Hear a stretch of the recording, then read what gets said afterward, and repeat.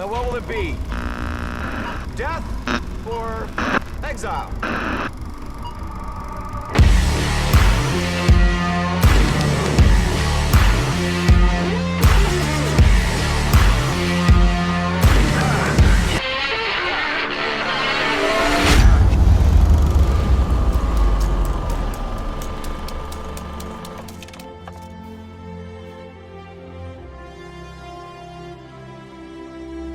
Tonight, me, Lupe, and Chris are going to take a deep dive into Amazon Prime's new series, Homecoming, starring Julia Roberts, directed by Sam Esmail of Mr. Robot fame. Guys, how you doing tonight? Good. I'm here. Ready. Let's do this, TV Exiles. Oh, yes, you're absolutely right. We're going to have to rename the show. We're going to have to change branding. We're going to have to do everything because we are changing format for tonight. We're usually mostly about film, but I felt like this series is so cinematic, and I can't wait to dive into it with the two of you. Let's go. Same. All right, so Amazon's Prime's Homecoming, which is directed by Sam Esmail, which is known for his projects such as Mr. Robot, that was a big hit for USA. He's also worked on a few movies as well, and he's really known for his. I don't know. How would you guys describe his style? I think his style it's most evident in his cinematography and obviously his subject matter as well. He's really into sort of like mysteries, and his cinematography complements that. So a lot of shots, a lot of camera movements that sort of evoke a sense of suspense and mystery and dread, and like there's something mysterious and wrong in the world of his protagonists. I agree with that. I think that's a very great comparison.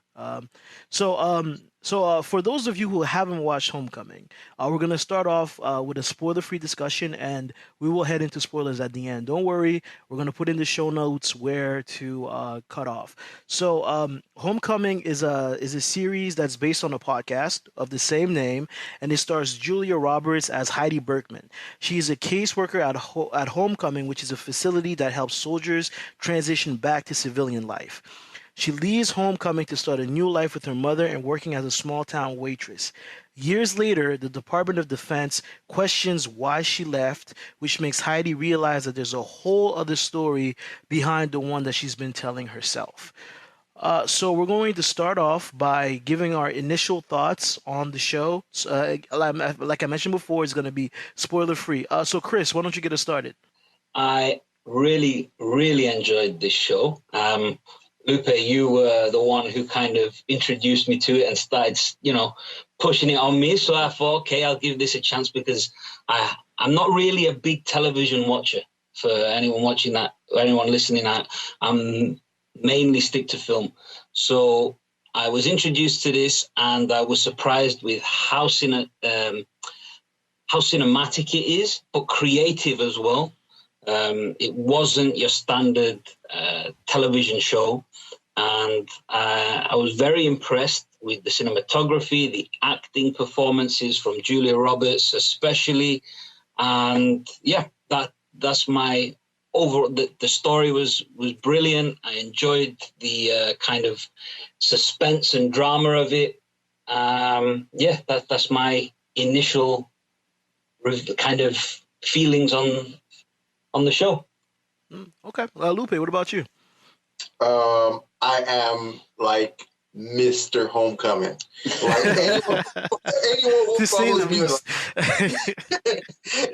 anyone who follows me on social media or has heard me talk about TV ever, I'm always preaching the gospel of Homecoming. In my opinion, it is the best thing I've ever seen on TV, tied with a couple other things. So things like, Game of Thrones, Mindhunter, Godless, Lost, all those series are like the best, on TV. And Homecoming is definitely up there with it. The thing that first attracted me to the show was that Julia Roberts was going to be on there. It's her first foray into television. So I knew immediately that it was something special. Then when I heard who the director was going to be, Ismail from Mr. Robot, I knew that it was going to be something with a very auteur cinematic touch to it. I knew it was going to be very technically impressive. And that was what drew me into the show. And after watching it, I wasn't disappointed. Absolutely love the show to death. And I'm always recommending it to everyone. So I'm really, delighted that we're going to delve deep into it. I'll agree with the both of you. Except Chris. I think Chris put it very gently and kindly when he said Lupe introduced us. Lupe basically bullied us into watching the show. You're not supposed to tell. Lupe said that if we don't watch the show, we can't do any more podcasts. Guilty as charged, and I don't regret it. and I'm gonna be honest. I'm very glad that he did, because I thought that this series was spectacular. Like you said, Julia Roberts deciding to take on this role and being part of a television series. I think that right away tells you that you're in for something special, and she was a rock star. She was spectacular. She was a lot of the series lies on her shoulders, and she handles it beautifully. So when you have her and a director like Ismail working together as closely as they did, you know that you're getting very high quality art. And I really feel like that this is what Homecoming is. It's an artistic it's an artistic approach to the material.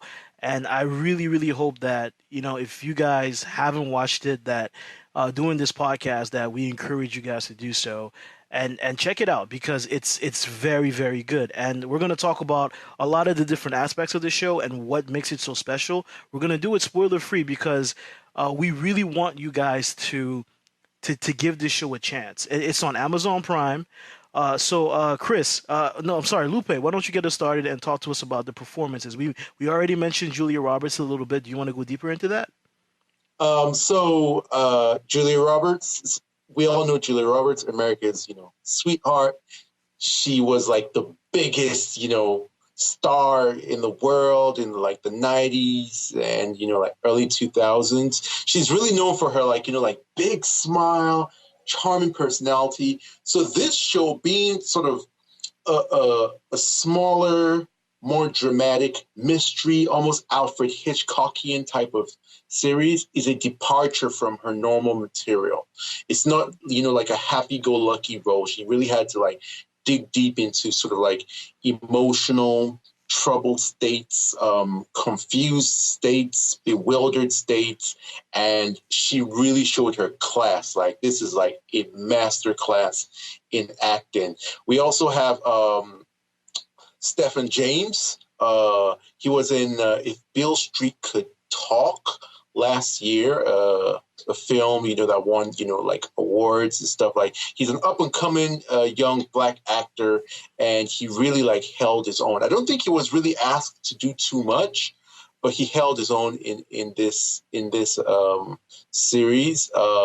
Then Bobby Cannavale. Oh my goodness, he's my favorite actor. It's funny because like he doesn't play a like comedic role, but the way he plays his role is just funny. He comes off as this sort of like slick, fast talking, sort of sleazy corporate, guy who's always, trying to talk his way into situations and out of situations. And always he feels like he can get you to do anything that he wants you to do. He talks over everyone.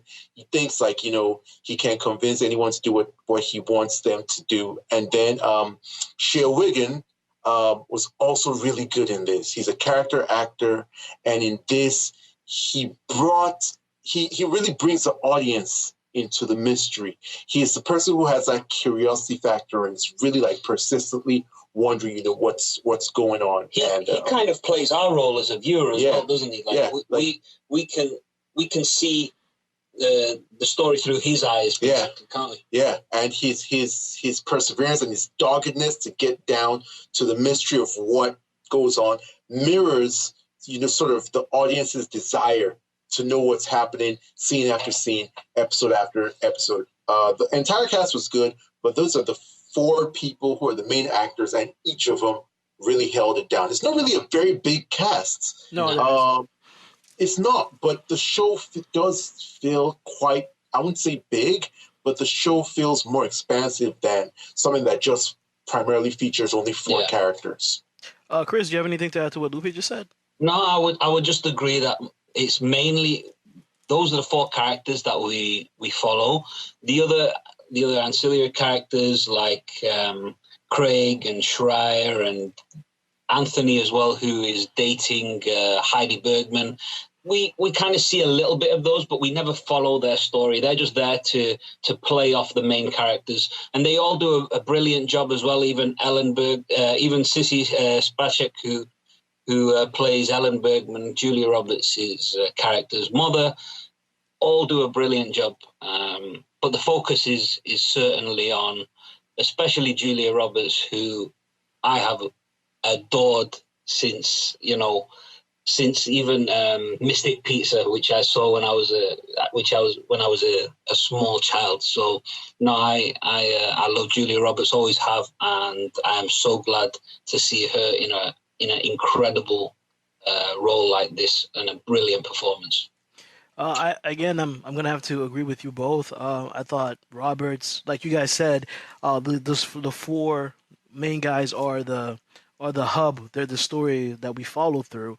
But I'll just add that I thought that Jeremy Allen White that played Schreier, I thought in his role, I thought that he was great. I just wanted to add that in. I thought he was great. He had a couple of scenes where, like, we were doing spoiler free, but he had a couple of scenes where I was like, oh, like he's really pushing this, and I thought that Stephen James, for a young up and coming actor, he went toe to toe with Roberts, and I think he deserves a lot of credit for that. He felt like he belonged there, because sometimes when you have a very experienced actor with somebody who has far less experience, sometimes you can kind of feel like one is being outacted or he's not keeping up. But I never felt that way at all during any of their scenes together, and I think that that's also credit to Roberts, who's just able to make everybody feel natural and kind of like just leads him as much as she can. But he's there step for step with her. So I really want to give him as much credit as we can. Yep, absolutely. So next we'll be moving on to the cinematography. Chris, why don't you lead that conversation? What did you think about the cinematography in Homecoming?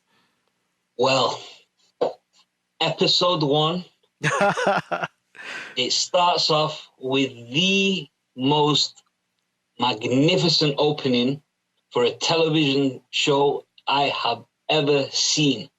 It is right up there with some cinematic,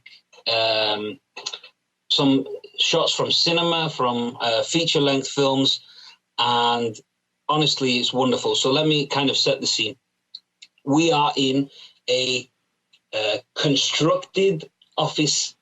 This is an office set which is completely constructed by the crew in a particular way to let the camera flow wherever it wants without interruption. And it's a big, long one-shot take, which reminds me of Brian De Palma, David Fincher, in the way it is conducted. It follows Heidi Bergman's, Julia Roberts' character, and it kind of is, the camera is attached to a big crane, so you kind of see this overhead view of her walking down the corridor and through doorways and then going down staircases. It kind of reminds me of what's that comedy that was pretty big last year from where there was this big Game Night, which had a really cool long one-shot take through different parts of a building. Obviously, that was done more in a faster manner. This one was done with poise and purpose, but it was absolutely stunning. Then, like, the camera transitions from a telescopic crane to a dolly, which is like just a trolley, without any indication of any cuts or any interruptions. It's just fantastic. Another really interesting part of the cinematography of this series is how so we have two parallel stories. I think you've alluded to it in the opening, Manu. There's a kind of, we see part of the past and we see part of the present, and we see both of these stories running in parallel, and we switch from one to the other. And in the present, the creative choice made was to have the shots in a 1-to-1 aspect ratio rather than the 16:9 aspect ratio which we have in the past shots. So why those are, or what's special about that choice, we can delve into a bit later in when we talk about the plot structure and also in the spoiler section of the podcast. But it's just really interesting to see how they committed to having this very strange 1-to-1 aspect ratio with bars on the left and right rather than above, in a widescreen format. For so many episodes in a brand new series, it could be, I can see how it could be off-putting to some people. But for me, it was really, really brave and creative choice. I think, so the camera used also is a digital camera, but it doesn't look cheap or crisp. Everything looks beautiful. Everything is really perfect, and I can only give props to Todd Campbell, who also worked on Mr. Robot as a cinematographer. So yeah, that's what I want to say about that. This is a cinematographic masterpiece. It is it's not like anything you've seen, and it's very brave, and I'm so glad they did it. It's brilliant. Awesome. Lupa, you got anything to add? Just to buttress his point, for me, the difference between your average TV series or streaming series and your prestige TV series usually shows up in cinematography. And for people who are not, really up on what that means, basically just a presentation. What sort of cameras and lenses, what sort of aspect ratio, that is like the size of the picture, do they use? And how does that look? Does it look like it's done by someone who's an expert, or does it look just average, like something you see every day? And I'm telling you, like, this show, once you get your eyes on it, you see immediately that this is done by a master. It's a masterpiece in terms of its presentation and its portrayal. And it's not just done in that way just to look pretty. No. And that would be reason enough for me. That's good enough for me. I love a pretty image. But there is a purpose behind all these things. As Chris was talking about, a lot of times when a series has does a flashback portion where they show you things that happened in the past and you're seeing things that happen either in the present or the future, they may change sort of like the colors, the color grading or the saturation or something to sort of highlight that, okay, you're looking at a different time period. But in this one, as I said, they used a completely different aspect ratio, which is a completely different dimension or size of screen. It's even narrower than the old square televisions that we used to have, which were 4:3. This is 1-to-1. Yeah, it's really unusual, and it's not just done just for the sake of it. In terms of the plot, the story that's being told, there is a reason why it's done, and it's incredible. Like, the cinematography just blows me away. One thing I'll add, I'll add finally is in that long one-shot take that the series opens up with.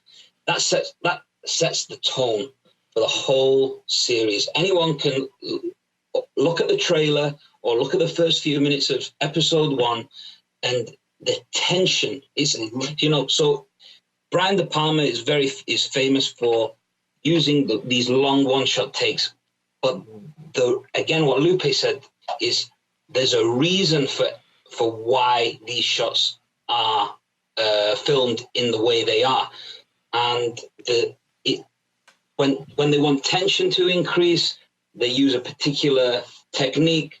When it's just, honestly, all I can do is recommend to anyone who is maybe unsure, watch those first couple of minutes of episode. Yeah, there's a clip of the one take on YouTube, so it's very easy to see.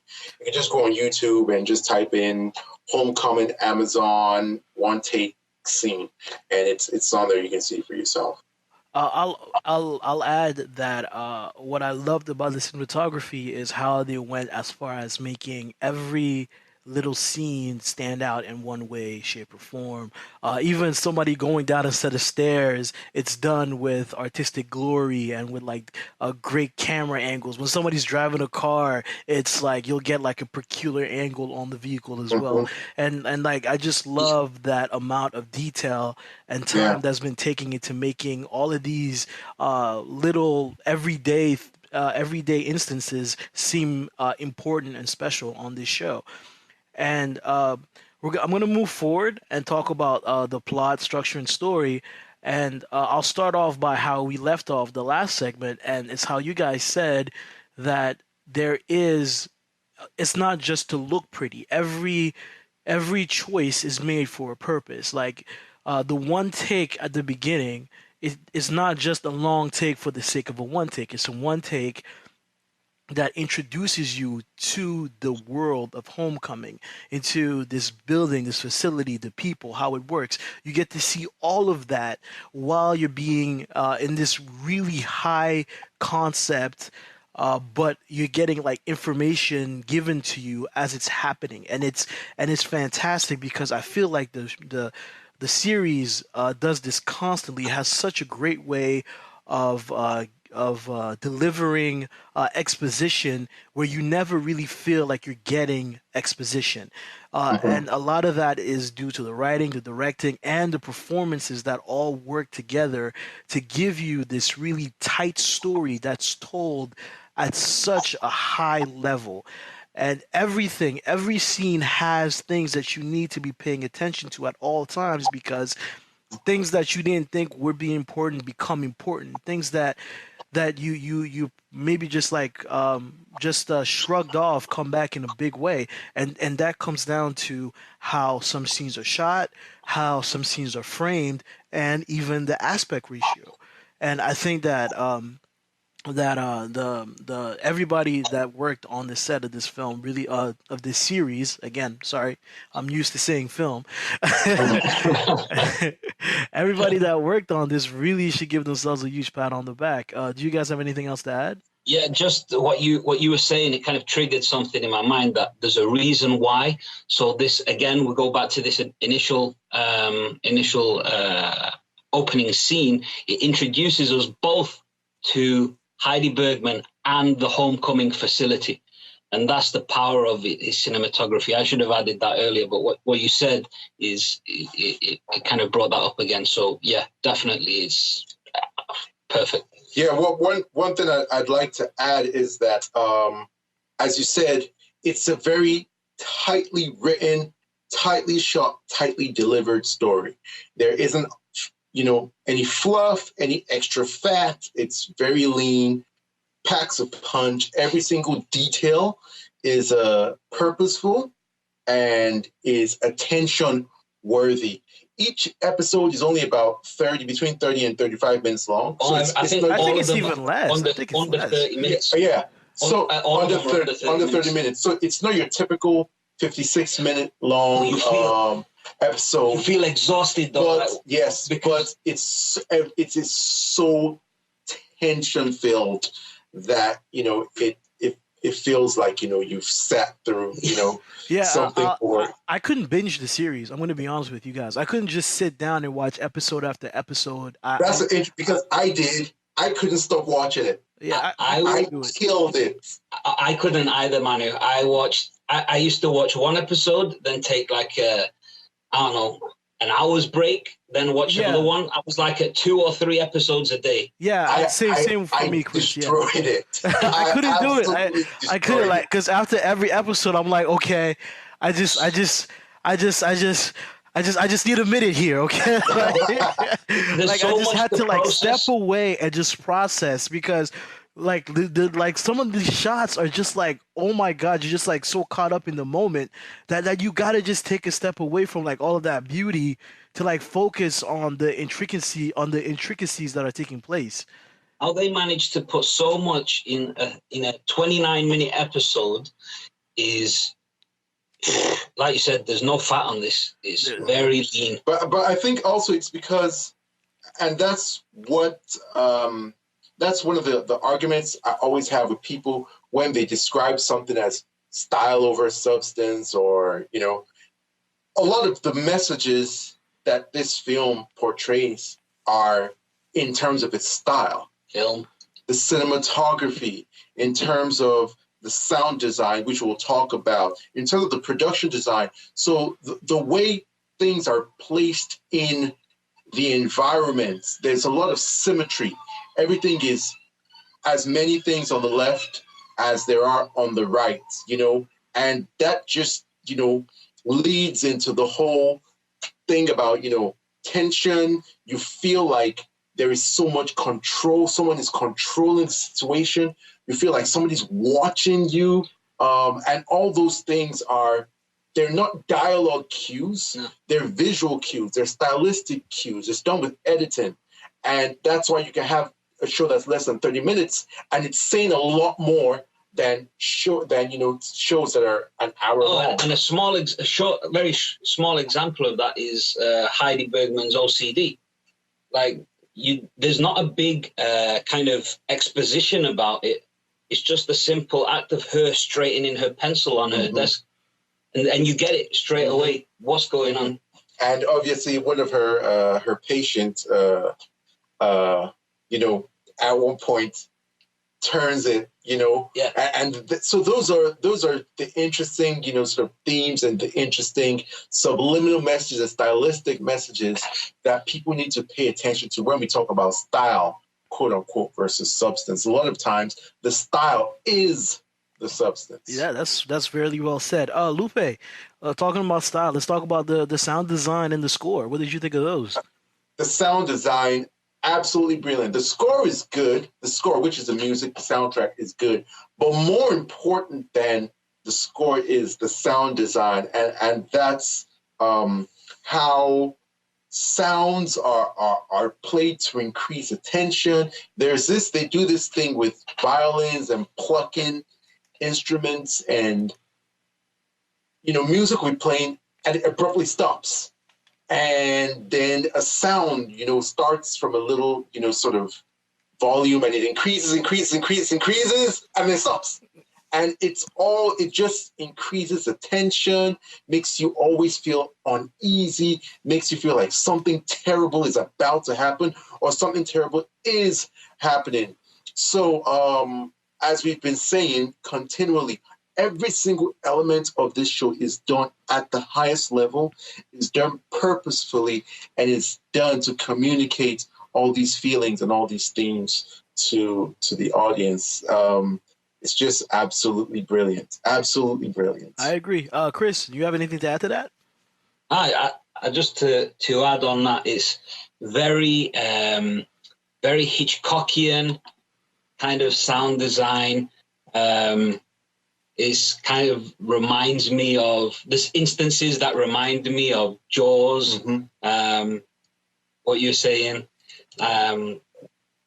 Also, just basically that very slow increase of volume to increase the tension, and then abrupt stops to make you wonder, or sharps. It makes you like, wait, did I miss something? What's going on? Very good sound design. Very, very good sound. What I'll add also is the score. I actually have downloaded the soundtrack. Sorry, not the score. The soundtrack and I listen to it in my car. I think it's a really, really cool soundtrack. Awesome. Especially the ending credits of the final episode. Brilliant. I think that we've covered a lot of the things that we can without giving out spoilers. I think we give the audience a really good overview of what the series has in store for them. So, if you haven't seen Homecoming, please do, and then you can come back and listen to the rest of this portion. If not, well, if you have already seen the series, then just stick on because we're gonna discuss some of the most spoilery aspects of the show. I'm gonna start by asking Lupe, how do you feel that the burgeoning romance between Julia Roberts' character and Stephen James' character was handled in this series? Okay. I think in terms of the script and the story, it works perfectly. It's funny because I watch. I'm very interested in shows that portray a relationship between a therapist and a patient. It was done in a Gypsy, one of my favorite series ever. Another one that I keep on, telling people to watch is called In Treatment. It's done there. It's also done in this one as well. But it's interesting because in this one, she was not supposed to call herself a shrink. It was another of those sort of shady things that Bobby Cannavale, was on, and the whole Geist initiative and how they're just so shady and so dodgy. So I feel it's quite natural for two people in that situation to fall in love and to sort of have at least romantic feelings for each other. They're sharing secrets, hopes, dreams, fears. Somebody's relying on somebody for emotional healing and emotional support, that sort of thing. But to be honest, I did somehow feel like they weren't really a good match. Maybe it's because of the age difference, because Stephen James looks so young, like he's in his mid-20s, and she obviously is like an older woman, 40, she looks, even she's older than 40, but she looks really good for her age. But so that's sort of that age difference sometimes didn't seem believable, like in real life that guy would be with her. But that's just maybe my bias and maybe just the way that I feel. But in terms of like the story and how it plays out, it does play out very well. And even at the end, when she goes looking for him and she finds him, I ain't gonna lie, I cried. Y'all can call me a bitch all you want. Y'all can, make fun of me all you want. Like, I cried, because as an actress, Julia Roberts was able to portray that emotion. Okay, so even if the circumstances led me to feel a little bit hesitant on the relationship and the believability of it, I like her acting really drew me in, and I felt like she really felt for this person. She really longed for this person. She really cared, about this person. That was dope to me. I agree. I agree. The fact that she went through all that she went through to get back to him, and that they got the chance to share that one moment together in the diner, I think it's so beautifully handled, and it's done. And it feels like it's such a, I mean, like the ending of the series doesn't end in like this bombastic, bombastic way. They run each other's arms, and it's a quiet, tender moment between two people who have grown to care for each other, and just that honesty and that sincerity is just that's the stuff that you go to the movies for. That's the stuff that shakes you to your core. Listen, right, I have some kind of issue with the relationship because of power dynamic reasons. So we are talking about someone who is apart from being older and more experienced versus a younger guy, we're talking about someone in a position of power, someone who has responsibilities to the emotional and mental well-being of a patient, because that's why he's a patient. So straight away, you should, let's take, if the roles were reversed, if this was a male, older male in the position that Julia Roberts' character was in, and it was a younger female who was his patient, the immediate instinct would be that this is a dangerous relationship and it's unethical. For some reason, whether it be cultural or Or whether it's because just Julia Roberts is Julia Roberts, right? So you're saying that all of this is based off of jealousy? Right. Yeah. we kind of accept. We are more accepting of it, rightly or wrongly. And what I'll add is her performance and the way the character is written allows us to be more accepting of it, because we do see that we know relationships are not as simple as that's a person in that position and that's a person in that. Relationships are complicated. And because this is a show as well, and not just a film, we can invest time with these characters, and we can understand that this is a relationship that was budding over time, and it's a natural one-on-one we can empathize with. So in the end, I didn't have a problem with it. Also, let me just add something to that before you move on to your next point. I mean, there are all these ethical questions that we can ask, but at the same time, let's not forget that these two characters were both traumatized by the Geist initiative. Yep. You know what I'm saying? Like, they both were lied to. They both were deceived. Yep. They were both put in compromising situations. And they both helped each other. And they both helped each other. So they're both victims. That helps us to sympathize with both of them. And it's a point that connects both of them, that emotional longing for each other. It's a magnetic point. And it was a natural progression. The relationship didn't just start episode 1 and, there's this kind of relationship going on. No, and it was a natural increase, and it was more organic. Yes. We could feel more okay with it. And also, let's not forget that she's not really his therapist and he's not really her patient. True. And that's one thing that Bobby Cannavale kept on. And that's the interesting thing about Bobby Cannavale's character. Like, he had all those sort of technical loophole points down because it was just a slick, greasy, kind of guy. Because you talk about the power structure. The power structure is there in terms of her being a confidant, but technically it's not there at the same time, because all she was there to do was collect information. Only in his mind, in Stefan's character's mind. Exactly. Like, she wasn't a qualified shrink. Reality, she wasn't. She was not a qualified shrink. There was no doctor-patient confidentiality. Yeah, that's very, very true. That's very true. Yeah, so technically she wasn't, but morally and ethically she was. Yeah. So these are all the interesting sort of gray areas that make it a series like this interesting. How it was handled in a really organic way, and it didn't bother me by the time it even began as a relationship. I was very happy with it. And Julia Roberts. So, Chris, why don't you tell us how you felt about the ending? That last simple gesture between the two. How did that ring come in for you? Well,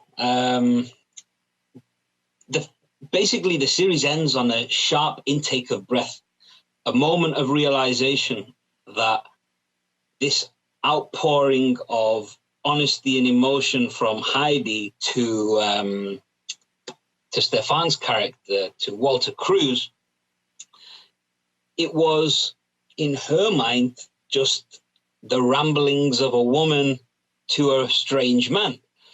And knowing that there would be no consequence to her action, but she wanted to get it off her chest. Now, the wonderful part is Walter playing along with that, because he didn't want to hurt her or he didn't want to embarrass her. But then we get this callback to the OCD, because she's at the diner with some cutlery there, and he twists it, and at that moment she knows that he's still there and cognizant of everything that was going on, that he remembered her. And it was basically an invitation by him, in my opinion, to say, we've made it. That's actually why I asked the question, because that's not how I interpreted it. That's not how I interpret it at all. Yeah, that's exactly why I asked the question, because that's interesting. Yep. That's. Do you want me to go ahead and Go ahead, say how? Lupe. Go ahead, Lupe. Okay, all right. So at the end, they meet at she's searching for him. Yep. And then she goes to she marks on maps the place where they had discussed it. Where they had discussed. So it was his dream sort of getaway and place where he would be, his happy ending. Yeah. And so she goes to a diner. And they had planned that they would be and there they had together. planned that, yeah. And they hadn't really planned it, but it was just like sort of a wish. It was indicated that they'll go on this road trip together. Yeah, but it was a wish, like it's never going to happen. Like, oh, you know what, we do this, and you know what, you just hypothetically, like, you know, throw that out there to people. Then, so she meets him there, but his memory is completely gone. Like, her memory was gone before she realized. And I think in that moment, typically in a series, the person would tell the person, like, if it was me, shit, I'll tell him everything. I'm like, oh my goodness, it's me. This is what happened, blah, blah, blah, blah, blah. You know, don't you remember? I'd remind him, now let's be together, you know, forever. That's how I thought it was going to end, or he'd recognize her or something.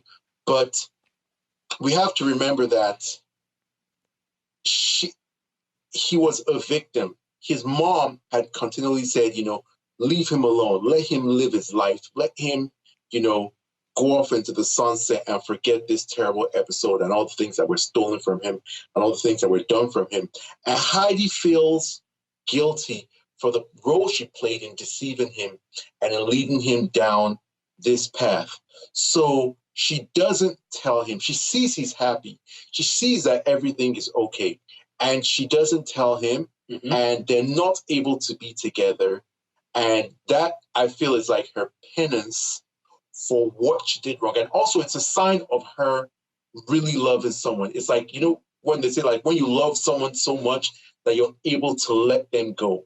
And I think that's exactly what it was. And all the things that, for example, that, you know, he did in terms of, like, hints of, you know, like the OCD stuff, like him turning, is just sort of subconscious, like, memories and you know, like him saying, you know, he sort of like could recognize her, like when you meet someone that is like deja vu, have I seen this person before? Because memories were taken from him and he can't remember. But at the same time, you know, he's the same person. So to me, I love the ending so much that I was just crying. Like, you just see me, this is so beautiful. Like, it to me, I love this kind of endings. It reminds me of endings like Watchmen. Yeah, you know, in which it's almost paradoxical. You know, it's a happy ending, but at the same time, it doesn't feel like a happy ending. But at the same time, it is a correct and a happy ending. I feel it was perfect.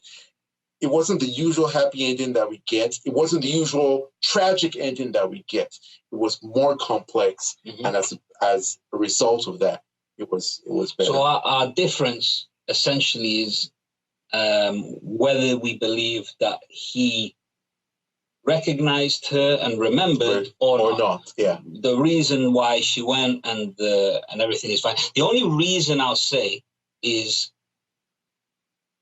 in the previous scene, she explains to his mother, I believe, that you can gain your memories back when they are triggered by emotional things that garner a strong emotional response. Mm-hmm. And that's what indicates to me that when she was telling him the story without telling him it's him, that may have triggered the emotional response to bring back his memories, and that's why he did the OCD thing. But no, it's equally plausible, and that's what I think the beauty of it is that it's open to the individual's personal interpretation. I would agree with you. In terms of really good directors tend to do that in their. I'm sure. Nolan does. Yeah, I'm sure that Ismail has a correct answer. There is a definite answer, but a lot of times they will leave it open for discussion. Well, it's what Nolan did. With Inception. There is a correct answer for the end of Inception, but he still left it a little bit just for to it's mystery. It's not spoon feeding the audience, like leaving room for discussions like these, and that's why I love these kind of shows. Manu, what do you think? So Manu, as the Manu is our resident rom-com connoisseur. Give us your. We all have our areas of expertise, but I think in this case I leant more towards Lupe's point of view. I really think that he did not remember her, and I think that she accepted that he was happier not remembering, and him. I'm about to cry again. And yeah, like Lupe said, she is her penance, and she's doing this for him. Reminding him of her would also bring in all of those memories from the war, those memories that were really hard and painful for him to live through. So I think that she allowed him to carry on his life and try to be as happy as he can be. And that moment when you notice that the pencils moved, it's not because he remembered and he's letting her know. It's just that's just who he is, That's just the person that he is. Like, that's always been their dynamic. And I think that that's a beautiful message about like what real genuine love is. It's that you don't need to know everything, but you just have a sense of another person. And I think that that's why their relationship worked so well for me. It's because even though there were so many lies and so many things to keep them apart, who they were kind of kept them very close to each other in a very deep way. And I think that that's what you see at the end, that even if you couldn't remember all of their conversations in that office, he was still who he was and she was still who she was. Beautifully put. Okay. All right. So, one of the big moments in this show is when, in the present time, the aspect ratio goes from 1.1 to full out beautiful HD, just like in the past. And it's a beautiful, incredible moment in the series that completely, like, when I saw, I was like, oh, fuck. So, yeah, pretty much it. Me too. So that's exactly. My question to you both is this something that could only worked in this format?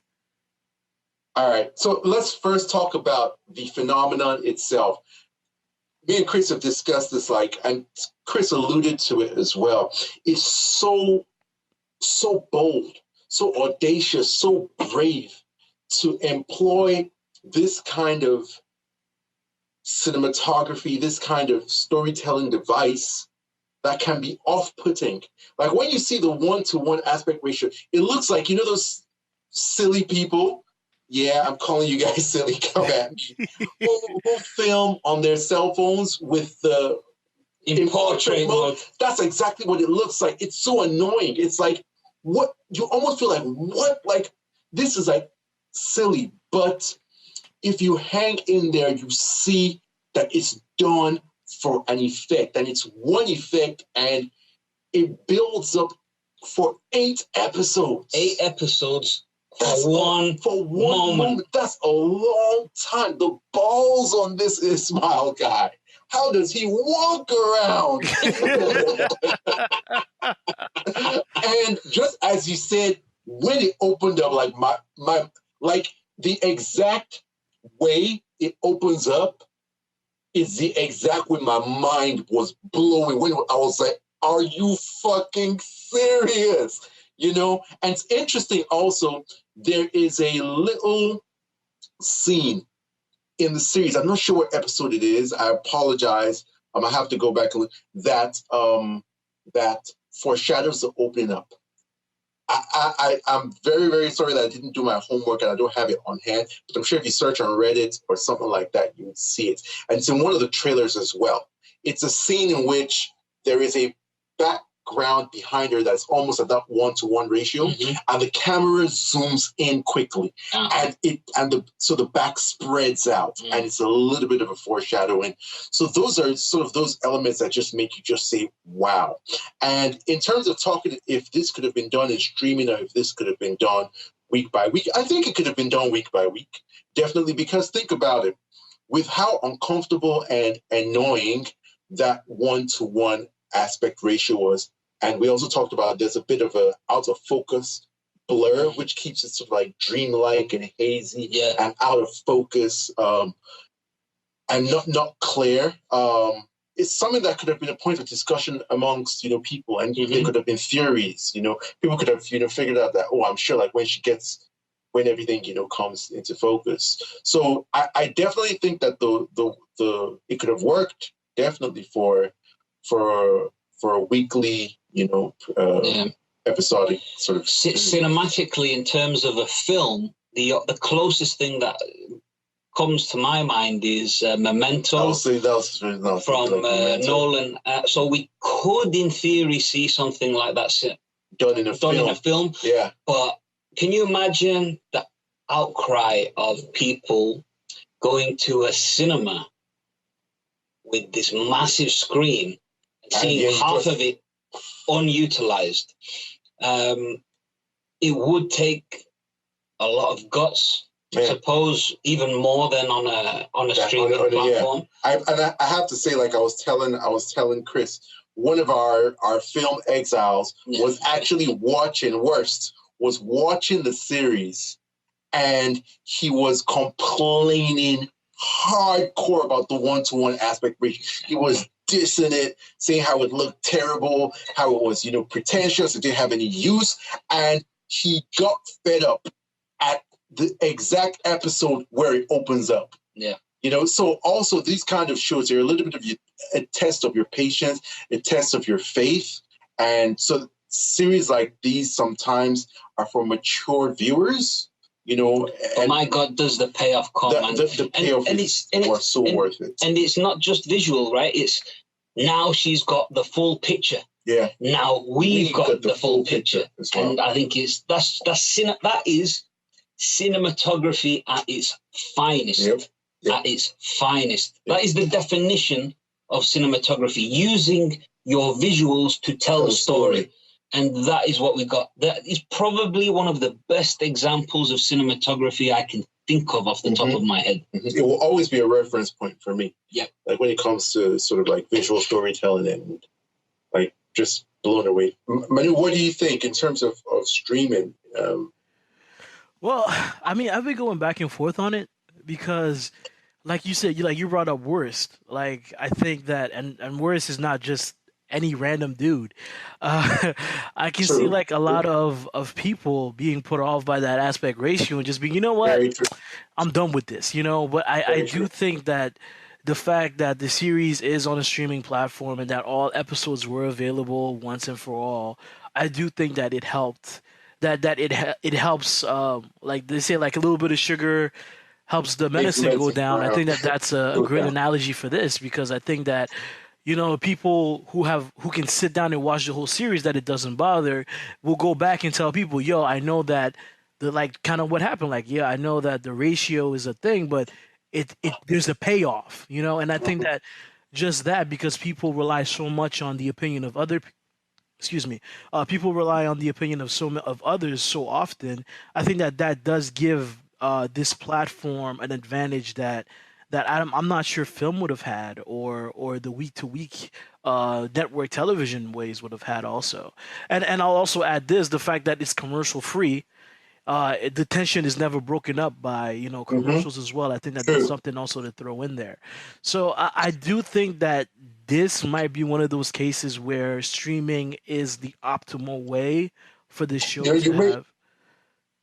You may be right, because Worst actually did end up finishing the series, but he took a long break, and I really had to get on him to finish it, and I think he didn't get the effect of the opening up of the aspect ratio because he'd taken such a long break from it that when he got back to it, he didn't feel that claustrophobia and tension of so many episodes with that aspect ratio, and then the world being opened up to Heidi Bergman. Like I'll admit that even I took a break from it, but when I went back to it, I started over from the very beginning, so that it worked for me. I think the way that Ismail, I hope I'm pronouncing his name right. The way that the way that he intended. Chris, do you have anything to add? I'm good. Other than just to kind of finish off by saying that everyone who is interested in seeing how the future of cinematography could be done on streaming platforms should watch this. We did speak in our previous State of the Union episode of I kind of raised my concerns about the future of monotony in terms of the cinematography that may come in the future. If this is some of the creativity cinematographically that we'll get, then I'm all for it. Absolutely love it. I mean, I'll add that I think we will get stuff like this. I mean, obviously, Zack Snyder is. I'm really curious to see what people like Zack Snyder and Michael Bay and Martin Scorsese do on streaming, and as people like Quentin Tarantino, they'll get into the format, what they're able to do. But I do think that we will always see a difference between like the directors of like CW shows and these kind of auteurs and prestige directors like Zack Snyder and Ismail and all Scorsese, all these guys. There's always going, because what was done here, this is not easy. This is superlative stuff. If I was supposed to grade it on a scale of 1 to 10, a 10 on a letter grade scale, an A plus on a percentage scale, like probably a 99.9. The only 0.1 might be because the relationship between Heidi Bergman and Cruz was just a little bit of, I didn't like buy it too much. So probably 100%. Let's just leave it at that. All right, great. Well, I think we'll end it here. We had a really great conversation, and why don't you guys drop your ads, and we'll let the people go home tonight. Chris, why don't you go first? Okay, so you can find the Toxic Doctor at Vinaldo7 on Twitter and also on Vero. Great. Lupe. You can find me at Live Love Lupe on Twitter, at Live Love Lupe on Vero. I'm trying to get it changed to Live Love Lupe on Vero.